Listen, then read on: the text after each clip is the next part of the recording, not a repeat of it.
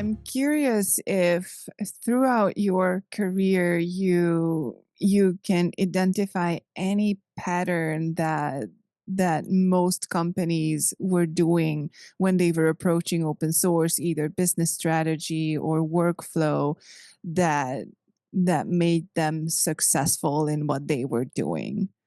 Any commonality? So I think most of the companies that are successful have at least one, if not a handful of people that are advocates for what they're trying to do. Like they have a person you can identify um, that got them into that project and really carried it through. Um, so I think having a strong advocate is one, and then they have someone in management who's willing to invest a little, like that's willing to take a invest people's time or invest money, but willing to take a risk. Do you mean advocate in the sense of advocate within the company to work on open source, or you mean the people who get involved in open source projects and become part of the company's success as they build up, their persona in the open source project and become that influential voice there? I think a better word than advocate, I should have used maybe champion. Like there's a champion. So they might be the person that gets involved, or they might just be the one that's saying like this is gonna work. Like this is something we need to be involved in. Um, so like probably the person that you're gonna talk to from Mercedes next is a champion like that within their industry or within their company, right? Like there's usually a champion. Well, and do you think that skill set has to do with being able to properly communicate the value of open source in whatever aspect, be it consumption, be it engagement, be it strategic driving? Um, and there's a level of ability to explain what open source brings to the corporate value or what value the company can get out of it. Because I was thinking as you were describing it, and I would say you're one of those. I think I'm one of those. That's Mhm. one of the things that I specifically do. And Dirk Handel, Nithya Ruff. I can, we know a variety of people who have been successful at that, and I would say that they've positively influenced the organizations. And part of it is because they can talk in terms that are appreciated by business leadership.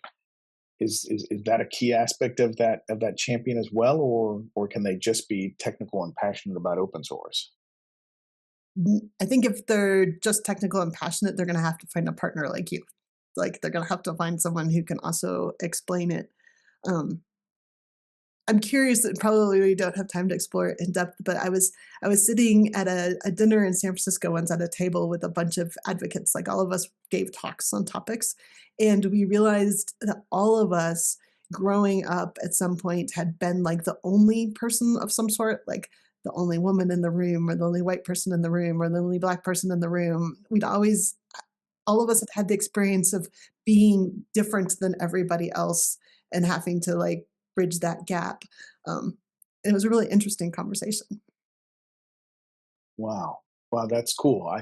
I wouldn't put myself in that category. I'm your typical white guy. But surely you had some experience where you felt like you didn't fit, right? Oh, I don't know. That's just imposter syndrome. Let's see. Let's see. As a military person, as a percussionist in a professional band, I've got lots of imposter moments. Right down to maybe what I'm doing today. I don't know. But no, that's I'm gonna have to go ponder that one, Stormy. I don't have to go think about it. We can have another conversation on that some other time. Yeah, I mean, I do have the experience to some extent because there aren't always that many women in the room. So that I share that. But even like remembering when I was working for Ericsson like 10 years ago, um, like within the department where I worked, like the concept of open source was very new to everybody at the beginning. And then trying to I became like my last role within the company was called OpenStack coordinator. They wanted to call me champion, but because English is my second language, to me, when you say champion, I think about sports. And I was like, I didn't win anything. It's not like I ran faster than anybody else. So championing something was different in my head. So I ended up with the title coordinator.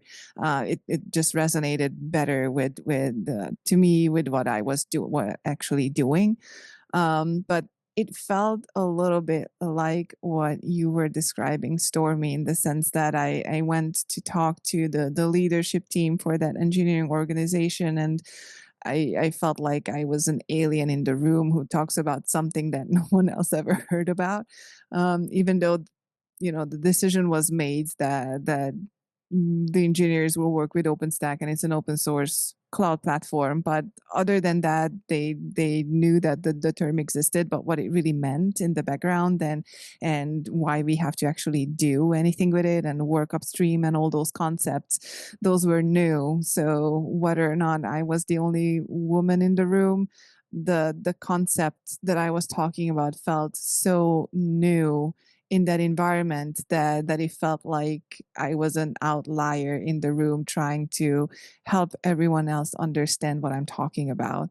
So yeah, and there were obviously people who were skeptical of why we should do anything in that area, as opposed to just following the regular usual ways of working that a vendor company in the telecom segment like Ericsson had at that time.